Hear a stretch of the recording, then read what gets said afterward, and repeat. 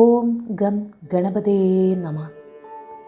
ഓം ഗും ഗുരുഭ്യോ നമ. എല്ലാവർക്കും നമസ്കാരം.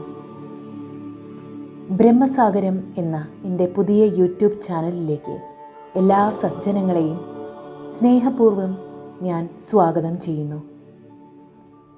ഇങ്ങനെ ഒരു ചാനൽ തുടങ്ങാൻ എന്നെ പ്രേരിപ്പിച്ചത് എൻ്റെ ജീവിതാനുഭവങ്ങളാണ്.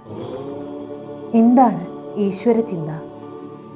എന്തിനാണ് നാം എല്ലാവരും ഈശ്വരനെ ഭജിക്കുന്നത്? എന്തെങ്കിലും ഒരു പ്രത്യേക ലക്ഷ്യത്തിനു വേണ്ടിയാണോ നമ്മൾ ഈശ്വരനെ ഭജിക്കുന്നത്? അല്ലെങ്കിൽ മറ്റെന്തെങ്കിലും കാര്യസാധ്യത്തിനാണോ? ഈശ്വര ഭജനം കൊണ്ട് നമുക്ക് ഒരു പ്രത്യേക ലക്ഷ്യത്തിലെത്താൻ സാധിക്കുമോ? മനുഷ്യജന്മത്തിൻ്റെ യഥാർത്ഥ ലക്ഷ്യം എന്താണ്? എങ്ങനെയാണ് ഈശ്വരനെ ഭജിക്കേണ്ടത്? ഈശ്വരൻ മനുഷ്യനെ പോലെ ഒരു വ്യക്തിയാണോ? ഒന്നിലധികം ഈശ്വരന്മാരുണ്ടോ? ഒരാൾക്ക് ഈശ്വരനെ മനുഷ്യനായി സങ്കല്പിക്കാമോ? അതോ ഈശ്വരൻ ഒരു സങ്കല്പമാണോ? ഇത്തരം കാര്യങ്ങൾ നമുക്ക് ചിന്തിക്കാം. ഈ ചാനലിൽ ഞാൻ സംസ്കൃത പദ്യങ്ങളോ മറ്റ് കഠിനമായ വാക്കുകളോ ഉപയോഗിക്കുന്നില്ല. എനിക്ക് നേരിട്ട് മനസ്സിൽ തോന്നിയ കാര്യങ്ങളും മഹാഗുരുക്കന്മാരുടെ ചില ഗ്രന്ഥങ്ങൾ പാരായണം ചെയ്തതിൽ നിന്നും എനിക്ക് കിട്ടിയ ചില തത്വങ്ങൾ മനനം ചെയ്തപ്പോഴുണ്ടായ തോന്നലുകളും ഊഹങ്ങളും ഒക്കെയാണ് ഞാൻ നിങ്ങൾക്ക് മുമ്പിൽ അവതരിപ്പിക്കുന്നത്. ആരാണ് ഈശ്വരൻ? ഞാൻ മനസ്സിലാക്കിയത് ഈശ്വരൻ സാധാരണ മനുഷ്യന് ഒരു സങ്കല്പം മാത്രമാണെന്നാണ്.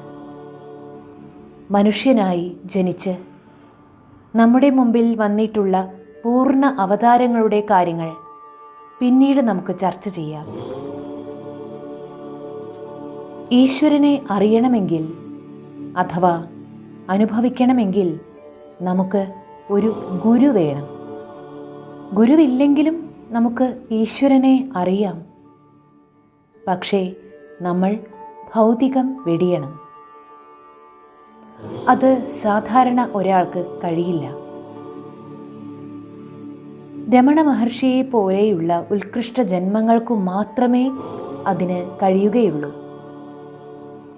എന്താണ് ഭൗതികം? ഭൗതിക ചിന്തയും ഈശ്വര ചിന്തയും ഒരുമിച്ച് പോകാൻ കഴിയുമോ? ക്ഷേത്രത്തിൽ പോയാൽ നമുക്ക് എന്ത് ലഭിക്കും? ക്ഷേത്രത്തിലെ ഈശ്വരനിൽ നിന്നും നമുക്ക് എങ്ങനെ നല്ല ഗുണങ്ങൾ ലഭിക്കും? അതിന് എന്താണ് നമ്മൾ ചെയ്യേണ്ടത്? പൂജയാണോ അതോ നാമജപമാണോ? ഇത്തരം അനേകം കാര്യങ്ങൾ നമുക്ക് പരിശോധിക്കാം. പല കാര്യങ്ങൾക്കും പരിഹാരം കാണാൻ സാധിക്കുമോ എന്ന് നോക്കാം. എന്തെങ്കിലും തെറ്റുകുറ്റങ്ങൾ എൻ്റെ ഭാഗത്തു നിന്നും ഉണ്ടെങ്കിൽ സദയം ക്ഷമിക്കുമല്ലോ. ദയവായി തിരുത്തി തരുമല്ലോ. മഹാഗുരുവിന് മുന്നിൽ നമ്രശിരസോടെ. ഗുരുവിൻ്റെ വചനങ്ങൾ ഇരുളിനെ അകറ്റുന്ന ദീപപ്രഭ പോലെയാണ്. ഗുരുവിൻ്റെ വചനങ്ങൾ വേദമാണെന്ന് അറിയുക. പക്വമതികൾക്ക് അത് അമൃതമഴയാണ്.